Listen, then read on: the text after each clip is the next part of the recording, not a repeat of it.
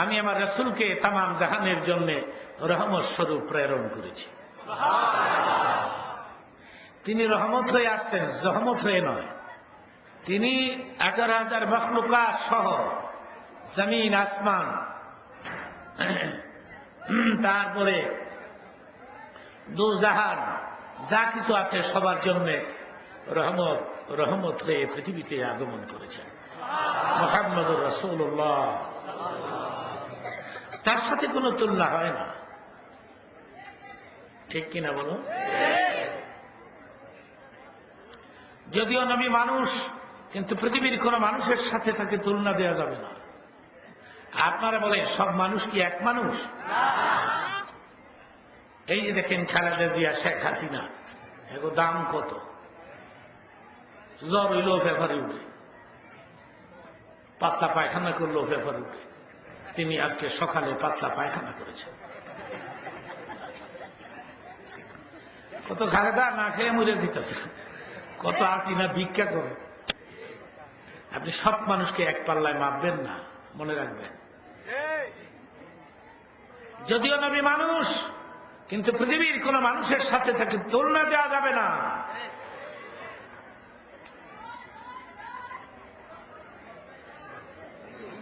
নবীর গায়ে জীবনে মশা বয় না, মাছি বয় না। তোমারে বোধহয় মশায় সালামাল কি দেয়। কোথায় যেন একবার আমার ওয়াজ আছিল, নদীপথ এলাকা। আমি তো আর ওয়াজ করে কোথাও থাকি না, যাই গিয়া, কারণ আমি টেস্ট করে দেখছি ওয়াজের আগে বক্তার যেই দাম থাকে, ওয়াজ হয়ে গেলে এই দাম থাকে। আমি টেস্ট করে দেখছি, ওয়াজের আগে বক্তা যা চায় তাই পায়। 7 আপ, কোকা-কোলা, ফান্টা, কমলা, আপেল, গরম পানি, ঠান্ডা পানি। ওয়াজের পরে যদি কই বাবা এক বদনা গরম পানি হইব, কয় রুজুর টিউবওয়েলের পানি তো গরম। ওই দিন জানি কেমনি কেমনি থাকতে হয়েছে, নদীপথ এলাকায় আসতে পারি নাই, তো শুইছি তো মশায় আমারে যাইতে ধরছে। আমি বললাম ভাই সব আপনারা কে কোথায়, মশারি নাই দেশ? একজনে কয় নাই। আমি খয়ালো নাই, দেরি হইব, দেরি হইব, আমি আইনা দিব না। এ হলো বক্তার জিন্দিগি। দিশাই না ঠিকই, কিন্তু এই কয়েক শুদ্ধা মশা আমারে যাইতে বসছে। আমি বললাম কিরে মশা, আমি একটা বোম্বাস্টিক মার্কার বক্তা বেটা, সে 1-1.5 ঘন্টা ওয়াজ করেছি, আজকের লেগে আমার মাফ কইরা দিয়ে এলাকা মশারি নাই। মশাই কয় সুযোগ পাইছি মৌলবী, জনমের খাওয়া ক্ষমতা আছে। আপেল আর কমলা খাইয়া যত রক্ত হইছে তোর, রাখতাম না রক্ত আজকে। নবীর গায়ে মশা বসে না তো তুমি কেমনে নবীরে তোমার সাথে তুলনা দেও? কেন কর নবীও মানুষ, আমিও মানুষ।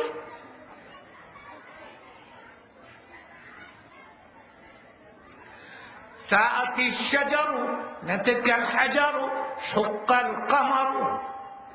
3টি কথা বলে ফেললাম, 3টার একটাও তোমার আমার কাছে নাই।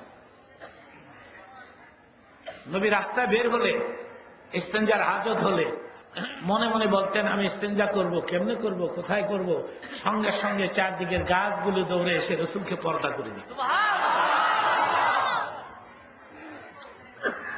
কয়টা গাছ আইছে তোমার কাছে? নাতাকাল হাজারু। আবু জাহেল একদিন একটা পাথর হাতের মুষ্টির ভিতরে দিয়ে এভাবে করে নবীর কাছে এসে কয়, আব্দুল্লাহর বেটা বলতে পারো আমার হাতে কি? নবী বললেন, তোমার হাতের মধ্যে যে জিনিস, ওই জিনিস যদি কয় আমি নবী, তুমি কি মুসলমান হইবা? আবু জাহেলকে আমি কই কি, হাই কই কি? নাতাকাল হাজারু, সঙ্গে সঙ্গে হাতের ভেতর থেকে পাথর কথা বলেছে। এত উপরে চাম, এই উপরে চামটা ভাঙছে কেমনি নবী? এই আঙ্গুল দিয়া, আঙ্গুল দিয়া খালি একটা ইশারা করছিল, চন্দ্র রে মাঝখান দিয়ে 2 টুকরা হয়ে যা। আমার হুকুমে না, আল্লাহর হুকুমে। কার হুকুমে? আল্লাহ জিবরিলে কইছে মুনাজাত বন্ধ করতে গাও। রাসূল মুসিবতে পড়তেন, দুটা কাজ করতেন, মনে রাখবেন। ভলান্টিয়ার সার্ভিস যারা দিচ্ছ, লোক আসলে বলবা, ইশারা দিয়ে বলবা যে আপনারা গিয়ে বসে পড়ুন, তাইলে বসে পড়বে মানুষগুলো। মানুষ ওয়াজে গেলে বসতে চায় না, খালি দাঁড়ায় থাকে, কয় সুবিধা হইলে হুন, মন এলে জমবা। তো তুমি সুবিধার অসুবিধার কি বুঝো? কোরআন দি তুমি কোরআন হাদিস পড়ছো নি, কি সুবিধা বুঝবা? Sit down, sit down. ইংরেজি না করলে বুঝে না। Sit down please. বসেন। এই জীবনের শেষ ওয়াজ হতে পারে এটা। মেবি দিস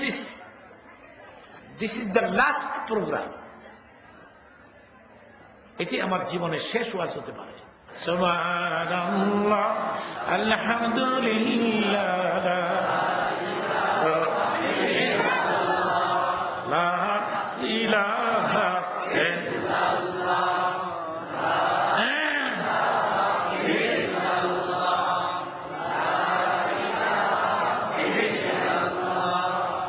হাদিস শরীফে আছে, হাশরের ময়দানে আল্লাহ পাক তার একজন মুসলিম বান্দাকে ডাক দিয়ে বলবেন যে এটা তোমার আমলনামা, এটা তোমার গোটা জীবনের ডায়েরি। ডায়েরিটা একটু পড়ো তো বান্দা। ইকরা কিতাবাক, তুমি তোমার ডায়েরিটা পড়ো তো বান্দা। বান্দা ডায়েরি পড়ার পর আল্লাহ বলবেন কি পড়লি? আল্লাহ আর কি, গুনাহ আর গুনাহ, অপরাধ আর অপরাধ। আল্লাহ এর চাইতে ভালো আমি দুজকে যাই, আমার কপালে জান্নাত নাই। আল্লাহ বলবেন তোমার যে একটা নেক আছে, বন্দা ডাক দিয়ে বলবে আল্লাহ রে কোন এক আছে যেটা তুমি জানো আমি জানি না। আল্লাহ বলবেন তুমি পড়েছ না ইলাহা ইল্লাল্লাহ, লা ইলাহা ইল্লাল্লাহ। থামেন, থামেন। আল্লাহ বলবেন তুমি এইটা পড়ছো, এই কাজটা তোমার জীবনে আছে। আল্লাহ বলেছেন আল্লাযীনা ক্বালু রাব্বুনাল্লাহ। কেউ যদি বলে আমাদের রব আল্লাহ, আমার রব আল্লাহ, চিৎকার মেরে বলেন রব কে? সুম্মা ইসতাকামু। এবং এই কথাটাকে আপনি ধরে রাখলেন, আল্লাহকে আর বাদ দিলেন না, দুইটাই রাখলেন। তারে তাতানাজ্জালু আলাইহিমুল মালায়েকা। আল্লাহ বলেন আমি ফেরেশতা পাঠাই দেই আর বলি ও আবশারু বিল জান্নাহ, তাকে বেহেশতের খবর দিয়ে চলে আসো। আল্লাহ পাক বলবেন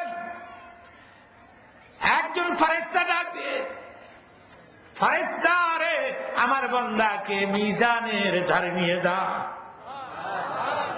তার গোটা জীবনের সব কর্মকাণ্ড এক পাল্লায় রেখে আরেক পাল্লায় কালিমাটা ছেড়ে দে, টান দিবে দেখা যাবে লা ইলাহা ইল্লাল্লাহ ওজন ভারী হয়ে যায়। আপনি অযথা মুসলমান হন নাই আর অযথা কালিমাটা পড়েন নাই। কপাল ভালো মিয়া, কপাল ভালো, মুসলমান হইছ। মার খাবা কও, জোরে কও। আমার তো মনে হয় না কোন মুসলমান জাহান্নামে যাবে। আমি ইসলামের উপরে যতটুকু রিসার্চ করেছি, গবেষণা করেছি 40 বছর ধরে, আমি চিন্তা করে দেখছি মুসলমান তো দোজখে যাওয়ার কথা না। মাঝে মধ্যে নিরিবিলি একা মুনাজাত দিতে হয়, চাইলে তার কাছে কিছু চাইতে হয়। তখন আমি অনেক সময় বলি আল্লাহ এই মুসলমান গুলানকে যদি আপনি দোজখ দিয়া দেন, তাহলে এত বড় বড় জান্নাত যে বানাইছেন ওগুলো এনে থাকবো কেটা? আল্লাহ আমি জিগাই, আল্লাহ কিছু কথা কয় না আমি জানি, কিন্তু শোনে কি না? আল্লাহ কি উত্তর দিছে আমি তো জানি না, আমি মাঝে মধ্যে জিগাই আর কি। তাহলে এত বড় বড় জান্নাত বুখারী শরীফে আসছে, ছোট জান্নাতটা হবে পৃথিবীর 11টার সমান। মুসলমান যদিও জাহান্নামে যায়, পার্মানেন্ট যাবে না, একবারে না। কিছুদিন পরেই আল্লাহ ফেরেশতা পাঠিয়ে কইব দুজকের ভিতরে ঢুইকা মুসলমানদেরকে খুঁজে খুঁজে বের করে বেহেশতে পৌঁছাই দিয়া। আপনি অযথা কালিমাটা পাঠ করেন নাই। নবী বলেছেন মান ক্বালা লা ইলাহা ইল্লাল্লাহ ফাদাখালাল জান্নাহ, যারাই বলবে লা ইলাহা ইল্লাল্লাহ তারাই বেহেশতে যাবে। আমেরিকার একজন বড় ডাক্তার বলেছে এক একটা সিগারেটে 14 সেকেন্ডের হায়াত কমে যায়। বিড়ি বিড়ি তো তলব বেশি, বিড়িয়ে মনে করেন 14 দুগুণ 28, আর উক্কায় তো বাইরে লাউনি হ্যাঁ তো মহিলা যাই জামগা তো উক্কা ছাড়তাম মরার আগে কইও কবর উক্কা দিয়ে দিত হেন গিয়া ডাবাটাই ননে বাদ দিয়ে দেন। সিগারেটে ক্ষতি হয়, সিগারেটে লাংসে ঘা হবে, ক্যান্সার হবে, অকাল মৃত্যু হবে, কোন মেডিসিনে কাজ হবে না তোমার। আপনারা এক কাপ করে দুধ খাইবেন। মুসা আলাইহিস সালাম একদিন আল্লাহকে বলেছিলেন, আল্লাহ আমি তো জানি আপনি কিছু খান না, যদি খাইতেন তাহলে কি খাইতেন? আল্লাহ বললেন যদি খাইতাম তাহলে আমি একটু দুধ খাইতাম। সেই জন্য মুসা নবী ওই দিন থেকে ডেইলি এক কাপ করে বকরির দুধ পান করতেন। এইসব এলাকার মানুষ ভালো আমি জানি। আমি আমার এলাকার কথা বলি, সোনার গায়ের কথা বলি। আমি নিজে দেখছি এক লোক ডাইন হাতে সিগারেট, বাম হাতে বদনা, অফিসও যায়। অফিস বুঝে না, টয়লেট টয়লেট পায়খানা টপ। আচ্ছা কোন খাইছিলি আমরা সুইটা খাইতে পায়খানার ভিতরে সিগারেট টান। পায়খানার ভিতরে এক প্যাকেট বিরিয়ানি দিয়ে দিন খাইয়ে হইয়া থাকবো না। পাগল কোথাকা। দুধ পান করবেন ডেলি এক কাপ, অনেকদিন বাঁচ পারবেন। সেহারা ভালো হইব, রোগ প্রতিরোধ শক্তি দেহের মধ্যে বৃদ্ধি পাবে। দুধে অনেক উপকার হয়। আমরা সবই গুনাহগার গো, নবী আপনাই চিনলাম না, তার কারণে রোজ হাসরে আমাদেরকে বইল না।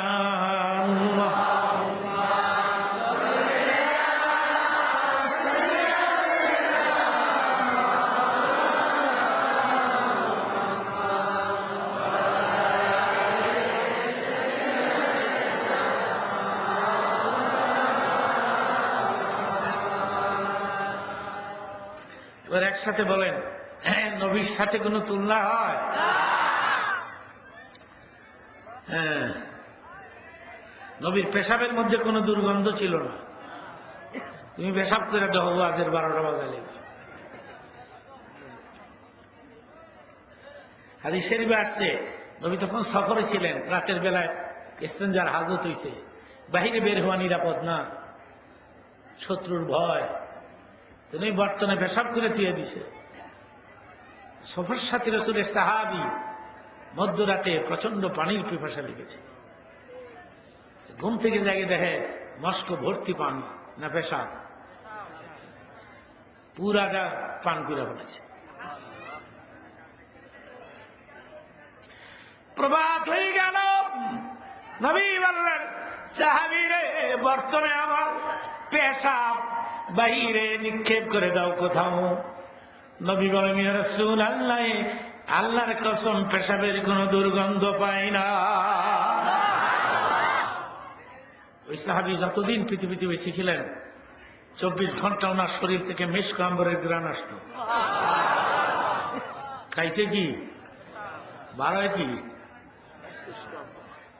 আল্লাহ বলছেন আপনি বলুন, এখনই বলুন, আপনি এখনই ঘোষণা দেন যে নিশ্চয়ই আপনি মানুষ।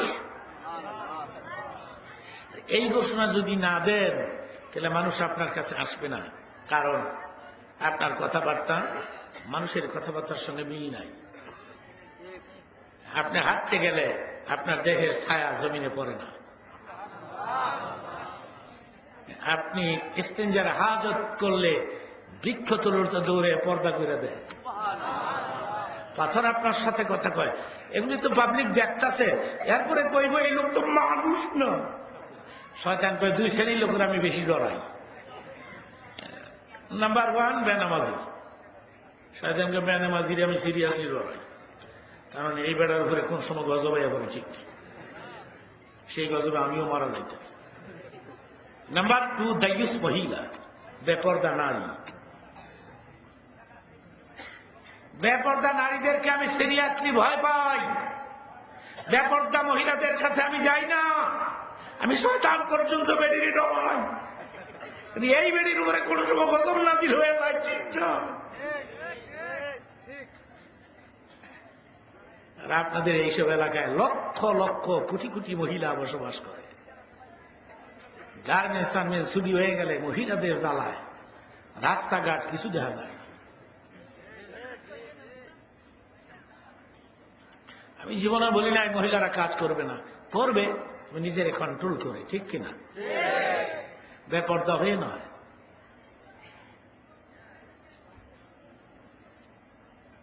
গভর্নমেন্টকে আমি বলছিলাম বাইতুল মুকাররমে যাতে কোনো মহিলা না ঢুকতে পারে, কেন্দ্রীয় মসজিদ, জাতীয় মসজিদ, গাছিয়া মার্কেট আর নিউ মার্কেট মহিলাদের জন্য রিজার্ভ করে দেওয়া। এটা হইলে কেমন হয়? আমি যদি প্রেসিডেন্ট হইতাম, প্রধানমন্ত্রী হইতাম না, এটাও জানি, কারণ যদি হইতাম তাইলে আমি এটা করতাম। ক্রিকেট খেললে যদি গাড়ি পায়, ক্রিকেট খেলা আমি ঢাকাতে এক বক্তৃতা বললাম যে যারা ক্রিকেট খেললো এবং গাড়ি দিল ওদেরকে এ কথা বলে দেওয়া উচিত ছিল, সামনের খেলায় হারলে গাড়ি ফেরত দেওয়া লাগবে, ঠিক কিনা বলেন?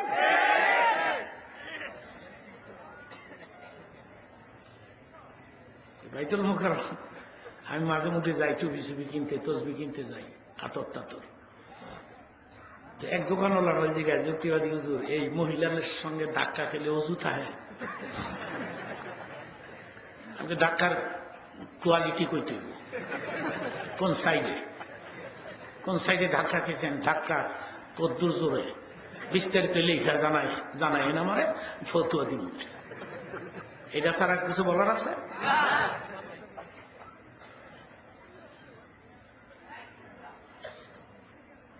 নবী আপনি বলুন, ইউহা ইলাইক, আমার কাছে ওহী আসে, জিবরীল আসে, তোমাদের কাছে জিবরীল। তাহলে এই নবী এবং সাধারণ মানুষ কি এক কথা হলো?